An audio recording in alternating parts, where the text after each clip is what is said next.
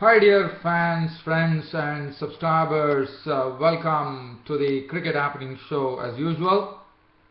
Well, in this part of the Cricket Happening Show, what we are going to look at is yesterday's match where I left you in the middle when Pakistan were really struggling. And as I said, they still had a chance because Umar Akmal and Fawad Alam were the crease. But let me tell you that this first one-day international ended in a victory. Barring Umar Akmal definitely looking good with his 46, but he couldn't get any support from the other end, and it was all over for Pakistan, with Pakistan actually losing that match by 93 runs in the first one-day international, thus giving Australia a 1-0 lead in this three-match ODI series. Now, that is as far as that is concerned. So I'll be talking about the match in brief, but right now, while I'm talking to you, this little update coming up. We are talking about the match which is being played currently underway here in Kochi. The first one-day international series, there was a threat of rain, but thankfully everything has gone well, and the match is almost coming to a conclusion here, with India staring at defeat in the first one-day international of the series against West Indies, where West Indies made a very tall score of 321 for 6, which was driven by a beautiful century from Marlon Samuels, where Marlon Samuels, unlike his aggressive instincts that he had, he really played a very perfect innings where he really waited and then he combined it to a 165 run partnership with Dinesh Ramadan. I think it was for the third wicket if I'm not wrong, or the fourth wicket, and he did a fine job to get on to a century there. And what a knock it was. So I'll be talking about that knock, which was a very good knock from Marlon Samuels, and there's no doubt that Marlon Samuels is going to be the man of the match. And as I'm talking to you, India are absolutely staring at defeat right now at 151 for 8 in the 36th over. Mohit Sharma is not out on 8. Jadeja is not out on 14. Absolutely no hopes now for India, because, and look at the margin of defeat that India is going to get. I mean, West Indies have really opened up in great fashion here in this first one-day international, because India is really staring at a very huge defeat, because right now there are 167 runs are separating India from the West Indies total of 321 for 6. I'll come back to that, but first let me start off this YouTube broadcast here with the first one-day international between Australia and Pakistan. I'm not going to go into the innings of Australians, because I've already spoken about it. They made 255 for 8. Pakistan, as I said, I'm going to start off from where I left off.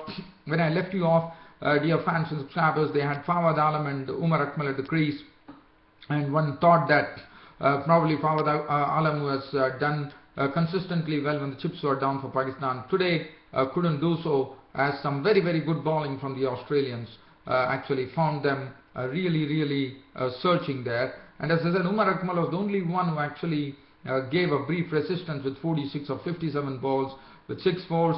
Shahid Afridi once again now. Sean Abbott.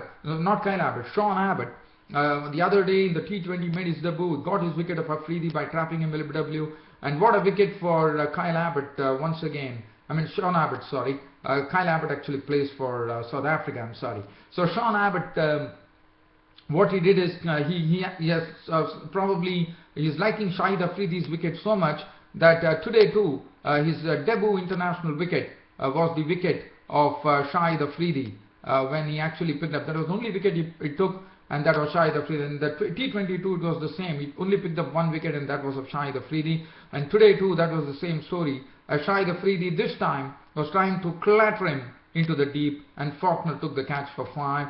Anwar Ali was out for 8. Wahab Riaz was out for 8. Zulfikar Babar not out 12. Mohammad Irfan and Zulfikar Babar briefly entertained the spectators' ears with some big hitting, with Zulfikar Babar making an unbeaten 12 of 11 balls with 1 4 and 1 6. Mohammad Irfan with his height smiting 2 sixes in his knock of 12 run out of 8 balls with 2 sixes. 162 all out Pakistan, and Pakistan losing the first one-day international as the Sharjah cricket ground by a very it's a very good win for Australia by 93 runs. Looking at the bowling figures for the Australians, every bowler bowled well, like Mitchell Johnson, 7 overs, 1 made and 24 runs and 3 wickets. While I'm talking to you here, I have a live cricket update coming up. That is the 9th wicket has fallen here for the Indians, and West Indies are absolutely just I would say 1 wicket away from victory right now, as Mohit Sharma has tried to actually loft round Paul, and it is gone. It has gone in the air. Taylor has taken the catch, and Mohit Sharma is walking back for 8. Ravindra Jadeja is left high and dry, not out on 14. Mohammad Shami, the last number 11 batsman, has just walked in for India. I'm sorry, I'm having some cold. Well, Mitchell Johnson 3 for 24. Kane Richardson 6.3 overs, 1 for 22 was impressive. Faulkner bowled 2 overs for 20. He never bowled after getting that bashing from Sarfraz Ahmed's bat there, James Faulkner. Sean Abbott, as I said, he likes Shahid Afridi's wicket very much, because on his T20 debut, his first wicket of Shahid Afridi, in his one-day international debut, his first wicket was Shahid Afridi, and Nathan Lyon 10 overs 2 minutes 2 for 33, who really picked up 2 important wickets there of Sarfraz Ahmed and Misbah ul Haq to really close the hopes of Pakistan. And Glenn Maxwell 6 overs 102 for 29. Stephen Smith for his maiden ODI century walked away with the man of the match award. Well, now we are going to look at this match. As I said, I'm going to take you live, but first let me just talk to you about what has happened. Probably by the time my YouTube broadcast ends, I'll be probably able to give you a conclusion of this match. Well, it was West Indies actually batted first. In fact, the toss was won by India here in Kochi, and India decided that they would field first. Now they fielded first, and West Indies, well, in fact today they had problems as far as injuries with openers were concerned. They didn't have the regular openers out, so one was wondering who was going to open, because there was no Lendl Simmons, there was no Leon Johnson, the new cap, and then finally it was the Dwayne Bravo was the one who walked in to join Dwayne Smith. He opened the innings for Dwayne Smith, and Dwayne Bravo opened. Well, initially Dwayne Bravo played some very good back foot strokes for boundaries. Dwayne Smith, well, as is his wont, I mean, it was not so easy. I mean, the bowling was good from Bhuvaneshwar Kumar, swinging the ball pretty well. He was also swinging the ball late too. Mohit Sharma was a bit costly. Mohammad Shami was good, and Dwayne Smith finally was gone, as after hitting Jadeja for a 6, he was gone. That was in fact, Dwayne Bravo was the first to go. Even though he promoted himself with the batting order to come as opener, and I'm told that Dwayne Bravo in his third time in his international career has opened for West Indies, and well, it was not a success, as Dwayne Bravo, after making 17 quick runs of 24 balls with 4 fours, was a victim of the bowling of Shami for 17. After that, Dwayne Smith, as I said, made 46 of 45 balls with 4 fours and 2 sixes, and then Darren Bravo was out to the bowling of Mishra, out for 28 of 45 balls, 2 fours and 1 6. Now West Indies at that time were 120 for 3 in the 23rd over, and India were absolutely in control of the match at that particular stage of the match. And I'll look at what happened afterwards. Afterwards it was Marlon Samuels in the middle and Dinesh Ramadan, the wicketkeeper batsman, in the middle. And let me tell you, this was the partnership which had West Indies going on to such a big score of 321 for 6 of their 50 overs, with Marlon Samuels and Dinesh Ramadan putting on a 4th wicket partnership of 165 runs in 22.3 overs. So it was a very good effort from them. And Marlon Samuels, what one saw about Marlon Samuels was a different in his approach, a lot of mature batting approach from Marlon Samuels. Normally Marlon Samuels likes to actually get onto the attack, tries to attack the bowlers. But today we saw that Marlon Samuels understood the situation pretty well, and he also understood that he has actually made a comeback into the team, and what a comeback he did. In fact, he first decided to really settle himself down, not taking any risks, was giving respect to the bowlers, and then but any time any loose balls were coming up, he was going full tilt at it, and that's what he was precisely doing.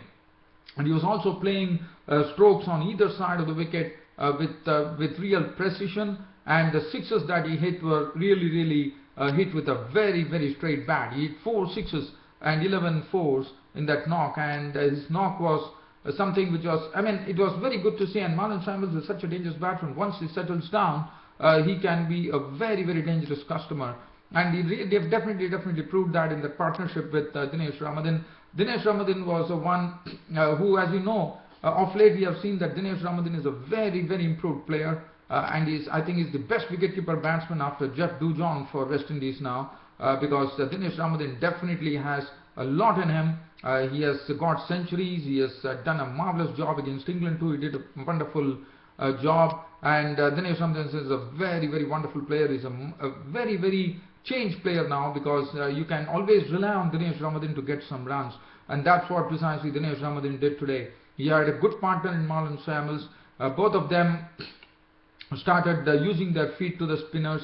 Marlon Samuels, we know, he's a very, very good player of spin, and both of them did their job by putting on a 165 run partnership in 22.3 overs, with Marlon Samuels going up till the end with an unbeaten 126 of 116 deliveries, with 11 fours and 4 sixes in a West Indies score of 321 for 6 of 50 overs. Dinesh Ramadan's contribution was 61 of 59 balls with 5 fours and 2 sixes. And after that, but the only problem for West Indies was probably West Indies were eyeing a score of 350, but unfortunately for them, all the big hitters couldn't do much. Like Kieron Pollard was dismissed by Mohammad Shami for 2. Andre Russell was walking back to the pavilion for 1 of Mohammad Shami, and then Darren Sammy hitting 1-6 in his unbeaten knock of 10 of 6 balls gave Samuels company towards the end, and West Indies ending up with a score of 321 for 6 of their 50 overs. As far as the Indian bowling was concerned, Bhuvneshwar Kumar was pretty impressive. Even with the old ball, we could see that he was actually getting the ball to swerve in late, which was a very, very important thing to make the batsman really not really able to really fathom what Bhuvneshwar Kumar was doing. Bhuvneshwar Kumar, 10 overs, 1 minute, none for 38. I thought he was the best bowler for India. Mohit Sharma was very, very costly. 9 overs, leaking 61 runs. Mohammad Shami bowled well in patches. 9 overs, 1 minute, 66 runs, but he picked up all the 4 wickets. He picked 4 wickets, and in the death, I would say, he picked up 2 important wickets of Russell and Kieron Pollard, who could have done immense damage to this Indian bowling. And Ravindra Jadeja bowled 10 overs, 1 for 58. There was nothing in for the spinners, so the spinners had to really suffer. Amit Mishra was taken to the cleaners today. 10 overs for 72 runs with 1 wicket to show. Suresh Raina, 2 overs, no maiden, none for 14. Now, as far as the Indian approach was concerned, so as I'm talking to you, India has moved the score on to 164 for 9. Jadeja is not out on 18. I'll come back to that later. As far as India's approach was concerned, well, they definitely were positive right from the word go, with the run rate being 6.42 runs per over. They definitely had to keep it up. And Ajinkya Rahane and Shikhar Dhawan were the openers today. And Shikhar Dhawan, we saw that he was getting into good form. Ajinkya Rahane played some delightful strokes, and finally Ajinkya Rahane was run out for 24 of 22 balls with 4 fours.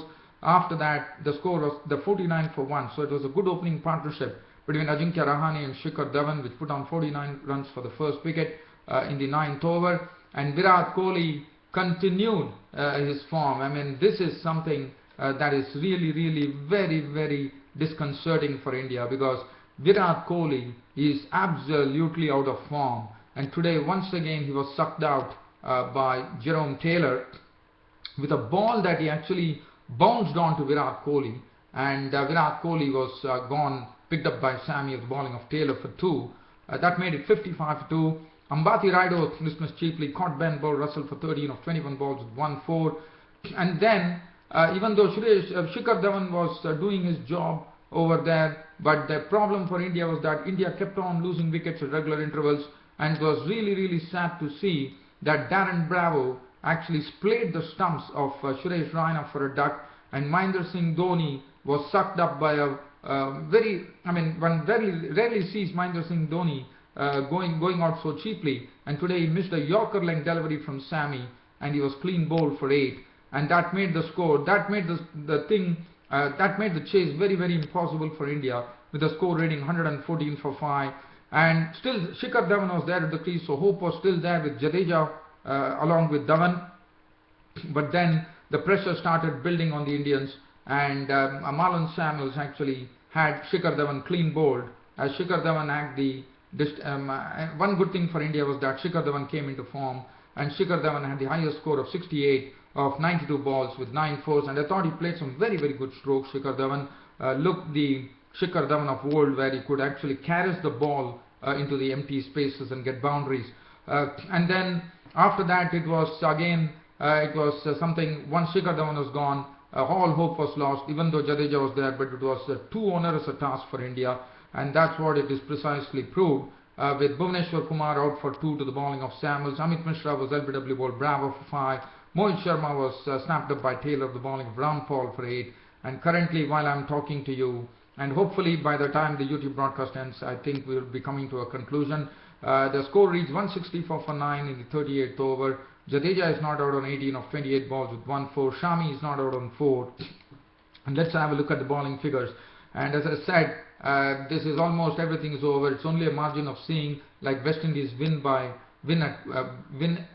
what margin, because right now there are 158 runs which is separating India, and so it is going to be a huge win for West Indies for sure. Let's have a look at the bowling card for the West Indians. Ravi Rampal, 6 overs, no maiden, 1 for 30. Taylor has been impressive. He has been absolutely on the money. He's been pitching the ball well up to the batsman. He has been really allowing the ball to do something, and even though there's not much in for the bowlers, I would say 8.2 overs, 1 maiden, 1 for 35. He stuck to his task, well, I see that Dan Bravo also bowled well. In fact, he picked up a very important wicket of Suresh Raina, 2 for 28. Andre Russell 4 overs, 1 for 21. Suleiman Ben bowled 5 overs for 16. Sammy 5 overs, 1 for 23. Another very, very important wicket of Mahendra Singh Dhoni when he clean bowled him. And Marlon Samuels 3 overs, no maiden, 2 for 10. And my choice for the man of the match is already decided. He's going to be Marlon Samuels. There's no doubt about it. But what I'm going to do is I'm trying to take you live and see what is the live cricket update. Probably with this live cricket update, I'm going to end my cricket show for today. So let's see what's happening here at Kochi in the first one-day internationals. One is only interested in seeing what is the margin by which West Indies is going to defeat India. So that is the only thing which is left now. And currently I see that India are 170 for 9 in the 39th over, and Mohammad Shami and Jadeja at the crease. Well, I think I will be leaving you, but one thing before I leave, I would like to share some cricket news here. As we have been seeing that ICC has been coming hard on all the off spinners. We saw that Saeed Ajmal is now not playing against Australia, and the news that is coming up is still not good. Sohail Ghazi, the right arm off spinner from Bangladesh, has been banned from playing after his action has been, it was already deemed suspect, but now he has to go for remedial action like Saeed Ajmal, and he won't be able to play any international cricket. Well, dear fans and subscribers, on this note, I'm going to conclude my cricket happenings for today. Hope you all liked my cricket show. So as I said, it's only a matter of knowing what is the margin of victory that West Indies are going to have, because it's going to be a huge victory and West Indies would be 1-0 up in the 5-match series, and I think that's a great start for West Indies in this 5-match series. Because just let me tell you, telling you that this is going to be a very, very impossible task, even though Jadeja is there at the crease, because India require 148 runs in 11.1 overs with just 1 wicket remaining, and that is totally absolutely impossible. So we can safely say that West Indies have already gone 1-0 up in this one-day series. Well, thanks for your company and thanks for watching Cricket Happenings show on a very regular basis. Your host Ram will be seeing you tomorrow. Until then, it's goodbye for the day. Thank you.